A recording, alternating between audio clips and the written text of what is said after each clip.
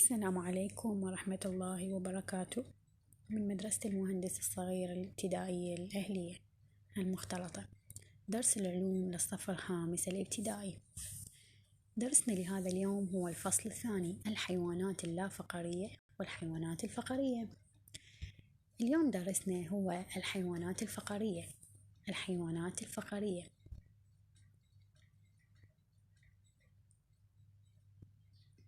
سيكون الدرس الأول الحيوانات الفقرية. درسنا اليوم الحيوانات الفقرية. سأكون في نهاية هذا الدرس قادراً على أن أصنف الحيوانات وفقاً لوجود العمود الفقري، أوضح أن الحيوانات الفقرية لها عظام، أصنف الحيوانات الفقرية إلى الأسماك والبرمائيات والزواحف والطيور والثدييات. إذن راح نكون قادرين على تصنيف الحيوانات وفقاً لوجود العمود الفقري وعدم وجوده. راح نصنف الحيوانات الفقرية إلى عدة مجاميع، من الأبسط تركيباً إلى الأعقد تركيباً.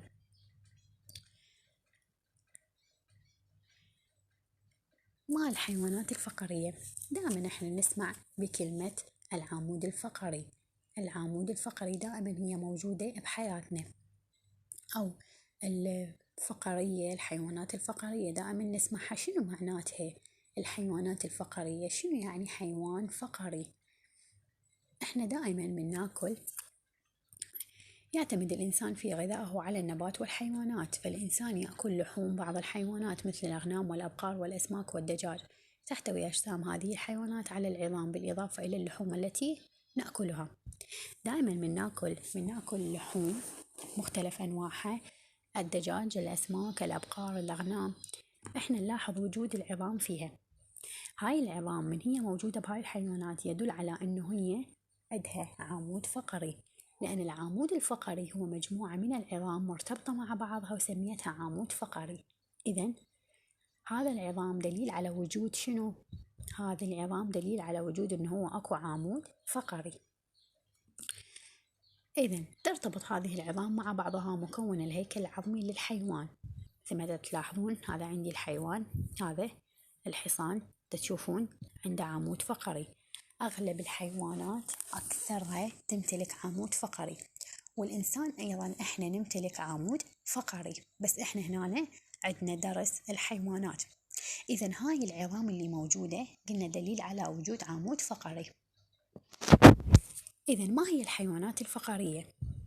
الحيوانات الفقرية هي حيوانات تمتلك عمود فقري في الجهة الظهرية من أجسامها. إذن كل حيوان عنده عمود فقري شو أسميه حيوان فقري. كل حيوان شنو عنده عمود فقري أسميه حيوان فقري. وين يقع هذا؟ في الجهة الظهرية من أجسامها. دائما هو موجود بالظهر كما في الإنسان. هسه احنا مو عندنا هذا العمود الفقري اللي بالظهر يكون بالخلف. إذن كل إنسان عنده عمود فقري، ومعظم الحيوانات عندها عمود فقري. ترتبط هذه العظام مع بعضها مكون الهيكل العظمي للحيوان. إذن هاي العظام من ترتبط ستكون لي الهيكل العظمي. الحيوانات التي يحتوي جسمها هيكلا عظميا تسمى الحيوانات الفقرية. إذن بالنهاية العظام من ترتبط مع بعضها ايش راح تسوي لي الهيكل العظمي. الحيوانات التي يحتوي أجسامها على هيكل عظمي تسمى الحيوانات الفقرية. إذن كل حيوان عنده هيكل عظمي أسميه حيوان فقري. والحيوانات الفقرية تتميز بوجود العمود الفقري. إذن الحيوانات هي عندها عمود فقري.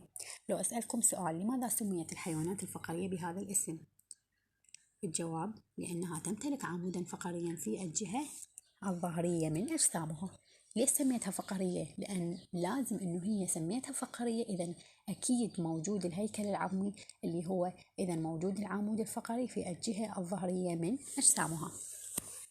خلينا نجي نعرف ما هو العمود الفقري. العمود الفقري هو سلسلة من الفقرات المرتبطة مع بعضها تمتد من الناحية الظهرية لجسم الحيوان. هاي السلسلة من الفقرات مرتبطة مع بعضها من الناحية الظهرية لجسم الحيوان. من الناحية الظهرية لجسم الحيوان. إذا مجموعة عظام إيش راح أسميها؟ العمود الفقري. إذن العمود الفقري هو شنو؟ هو سلسلة من الفقرات المرتبطة مع بعضها تمتد من الناحية الظهرية لجسم الحيوان، هي موجودة بجسم الحيوان. يمثل العمود الفقري جزءا من الهيكل العظمي. إذن العمود الفقري هو جزء من الهيكل العظمي. شنو فائدة العمود الفقري؟ مثل ما قلت لكم ننتبه هنا من الصف الخامس نبدأ على مصطلح ما وظيفة، يعني ماذا يفعل، ما وظيفة، شنو فائدته. مصطلح العمود الفقري، هذا العمود الفقري شنو فائدته، شنو وظيفته؟ العمود الفقري وظيفته توفير الدعم والإسناد ويسمح بحرية الحركة للكائن الحي. انتبهوا علي، هذا العمود الفقري، هذا هنا الحصان لو ما عنده هذا العمود الفقري أشيله إيش راح يصير بيه؟ إيش راح يصير بيه؟ ما راح يقدر يوقف هذا على هذا جسمه هيجي مثل استقامة جسمه. إيش راح يصير؟ راح يوقع اللحم مالته، يبقى بس اللحم حيوقع لي جوه. إيش حيصير؟ حيصير مثل هاي أكو الديدان، زين الديدان ما عندها عمود فقري، زين ما راح يقدر يسند نفسه ويسمح بحرية الحركة للكائن الحي. إحنا هسه إذا نلاحظ خلينا نفحص على جسمنا، إحنا دا نقدر نندار يمنى أو يسرى من ظهرنا، نقدر نندار، دا نقدر ندنق، زين هو صح أكو عظام، هاي العظام قوية، بس هاي العظام أقدر أني أتحكم بيها، أتحرك بكيفي، عظام هي أقدر أني أتحكم بكيفي، تمام؟ يعني أقدر أودي ظهري يمنى، أقدر أودي ظهري يسرى، بس منو موقفني؟ هذا هسه ظهر الإنسان، لو ماكو هذا العمود الفقري بظهر الإنسان، هسه أنت تخيلوا نفسكم هذا العمود الفقري اللي بظهركم شلته، ايش راح يصير؟ حيوقع الجزء العلوي مال جسمكم، الظهر والبطن كله، وين حيوقع؟ حيوقع ينزل بصف رجلكم، هيك حتنعوجون تصيرون مثل الثمانية. إذا من يدعمنا ويسندنا؟ العمود الفقري. للحيوانات كذلك هو يوفر الدعم والإسناد ويسمح بحرية الحركة. أقدر الفقرات مرتبطة مع بعضها، مو مرتبطة مع بعضها ثابتة ما تتحرك، لا، تسمح لي بحرية الحركة، نقدر نودي يمنى يسرى، نقدر ندنق، نقدر نرجع لورا إلى الخلف، تمام؟ الحيوان كذلك، بس حتى أوضح لكم هو شنو فائدة العمود الفقري، فأني ذكرت لكم الإنسان اللي هو أنتو حتى تفهمون هو مصطلح العمود الفقري شنو وظيفته. إذن سؤال مهم، ما وظيفة العمود الفقري؟ وظيفته توفير الدعم والإسناد أولا، ثانيا يسمح بحرية الحركة للكائن الحي سواء كان حيوان أو إنسان، الكائن الحي بصورة عامة. الحيوانات الفقرية صنفها العلماء إلى مجاميع، عندنا هواي حيوانات فقرية، صنفها من الأقل يعني من الأبسط تركيبا، يعني أخف عمود فقري إلى الأكثر تعقيدا. هي الأحسن أنكم تحفظوها بالسرة، بس هي مو شرط بالسرة. صنف العلماء الحيوانات الفقرية إلى عدة مجاميع، منها الأسماك والبرمائيات والزواحف والطيور والثدييات. إذن الأسماك والبرمائيات والزواحف والطيور والثدييات راح ندرسها صنف صنف. سؤال، ما وظيفة العمود الفقري في الحيوانات؟ عرفنا شنو وظيفته، يوفر الدعم والإسناد ويسمح بحرية الحركة للكائن الحي. الحيوانات الفقرية تصنف إلى نوعين اعتمادا على درجة الحرارة. بعض الحيوانات الفقرية عندها درجات حرارة مختلفة، تصنف إلى صنفين. ركزوا من أقولكم مجاميع الحيوانات الفقرية، المجاميع هي الخمسة، أما الأنواع إلى اعتمادا إلى درجة الحرارة هي نوعين. أكو حيوانات ثابتة درجة الحرارة، وأكو حيوانات متغيرة درجة الحرارة. شنو الفرق بيناتهم قبل ما نقرأ التعريف؟ هسه جسم الإنسان، أنا جسمي ثابت درجة الحرارة لو متغير؟ خلي أصفن. طبعا أني ثابت درجة الحرارة، ليش؟ شلون نعرف؟ أني بالشتاء جسمي يحتاج أدفيه، بالصيف يعني ما نحتاجه بردة، يعني إذن هو أني دا أتأقلم ويا جسمي، يعني أوفر له الحرارة اللي يحتاجها. إذن أنا جسمي ثابت، بالشتاء لازم أجي وأدفيه، وبالصيف لازم أني شو أسوي؟ أعرض جسمي للبرودة، لأن شنو؟ لأن جسمي ثابت درجة الحرارة. هذا الإنسان، خلينا نيجي مثلا ناخذ هاي الطيور اللي موجودة عندنا، الحمام أو الطيور بأنواعها. هاي الطيور شفتوها بالشتاء لبست شي؟ سوت شي بالشتاء؟ لا. إذن هي شبيهة الطيور متغيرة درجة الحرارة، يعني بالصيف هي تقدر تعيش ما تحتاج إلى حرارة أبرد، وبالشتاء هي بالبرودة ما بيها شي. إذن هي تتأقلم من موسم إلى آخر، هي تتأقلم، تتغير درجة حرارتها حسب درجة حرارة المحيط اللي موجودة بيه. إذن عرفنا شنو ثابت وشنو متغير. مثلا مثال آخر، الأسماك هي بالمي، المي بالشتاء بارد، الأسماك عايشة. المي بالصيف حار، الأسماك عايشة. إذن لو هي مثلي ثابتة، أني هسه إذا أطب بالشتاء بالمي البارد إيش راح يصير بيه؟ راح أبرد أبرد أبرد أبرد، وإيش راح يصير بيه؟ راح اسم الله عليكم راح نموت. إذا من كثر البرودة، إذا حطيت الإنسان ببراد، حطيته ببراد اللي بالمجمدة، خلينا نقول ايش راح يصير؟ برودة، هو جسمه ثابت فما راح يتحمل هاي البرودة، فراح يؤدي إلى الموت. بس الأسماك دا تقدر تعيش بالماء البارد وبالماء الحار. ليش؟ لأنه هي تغير درجة حرارتها، ما تبقى ثابتة، تغير درجة حرارتها. إذن أكو ثابتة درجة الحرارة ومتغيرة، ويا كل مجموعة راح ندرسها نعرفها هي ثابتة أو متغيرة. إذن ما هي الحيوانات ثابتة درجة الحرارة؟ وهي الحيوانات التي لا تتغير درجة حرارة أجسامها بتغير درجة حرارة محيطها. الثابتة هي ما تتغير، تبقى ثابتة، حتى لو محيطها تغير هي تبقى ثابتة. أما حيوانات متغيرة درجة الحرارة، وهي الحيوانات التي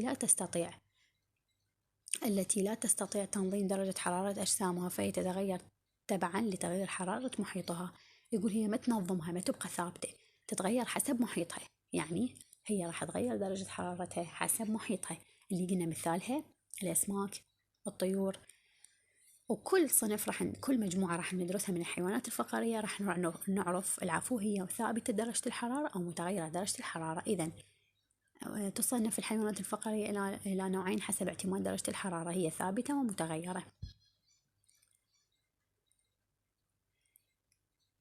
ننتقل إلى مجاميع الحيوانات الفقارية. ما مجموعة الحيوانات الفقارية؟ تصنف الحيوانات الفقارية 5 مجموعات، قلنا من الأبسط تركيبا إلى الأكثر تعقيدا. يعني لو مثل ناخذ أول شيء الأسماك، يعني أخف عظم، أخف عمود فقري هو الأسماك. كل إحنا ماكلين الأسماك، وبالسمك شايفين العظماية مال السمك نقدر نكسرها بإيدنا. بس هسه أني جسم الإنسان أقدر أكسر العمود الفقري مالتي أجيبه وأكسره بإيدي؟ أكيد لا، الإنسان هو الأكثر تعقيدا. مثلا الثدييات مثلا طوني حيوان من الثدييات، مثلا الأبقار، الأغنام أقدر أكسر العظم مالتها بإيدي؟ لا، بس السمك أقدر. إذا من الأبسط تركيبا إلى الأكثر تعقيدا. الأسماك، أولا الأسماك هي من الحيوانات الفقارية متغيرة درجة الحرارة. أنطي صفاتها، هي من نوع من الحيوانات هي فقرية لأن عندها عمود فقري. درجة حرارتها قلنا هي متغيرة درجة الحرارة. وين تعيش الأسماك؟ بعضها تعيش بالمياه العذبة وبعضها في المياه المالحة. إذن هي تعيش بالمياه. إذن إيش تتنفس؟ إذا تعيش بالمياه تتنفس الأكسجين المذاب في الماء. إذن شنو تتنفس؟ تنفسها الأكسجين المذاب في الماء. حتكون الحفظ مال يعني شرح الأسماك حيكون مثل النقاط، فقرات إن شاء الله أني أدزلكم إياه بالملخص. حيوانات الفقارية هي من حيوانات فقارية متغيرة درجة الحرارة، تعيش بعضها بالمياه العذبة وبالمياه المالحة. ما هي طريقة التنفس؟ تتنفس الأكسجين المذاب في الماء. من يتكون جسم السمكة؟ من 3 أجزاء، الرأس والجذوع والذيل. إذا الرأس والجذوع والذيل، وليس لها عنق. يعني شنو ما عندها عنق؟ ما عندها عنق اللي نسميها احنا بالصورة العامية الرقبة. إذا ليس لها عنق. إذا تتكون من الرأس والجذوع والذيل. جسم السمكة، شبيه جسم السمكة؟ انسيابي. هذا تعليل. لماذا جسم السمكة انسيابي؟ ليساعدها على الحركة في الماء. هذا انسيابي. إذا تشوفونه شلون صار جسم السمكة انسيابي. شنو سبب هذا جسم السمكة انسيابي؟ حتى يساعدها على الحركة في الماء. يغطي أجسام أغلب الأسماك قشور صلبة ملساء. شنو يغطي الأسماك؟ قشور صلبة. شنو فائدة أو وظيفة هاي القشور؟ حماية جسم السمكة من الظروف الخارجية. هاي القشور تحمي جسم السمكة من الظروف الخارجية. إذا احنا منتبهين عليها صلبة، قشور مال السمكة تكون صلبة، هي الزحلق ملساء. شايفين من تلزموها مال السمكة؟ إذا شايفيها إنه هي شلون الزحلق يعني ملساء، بس هي صلبة بنفس الوقت. صلبة شنو وظيفتها؟ وظيفتها حماية جسم السمكة من الظروف الخارجية.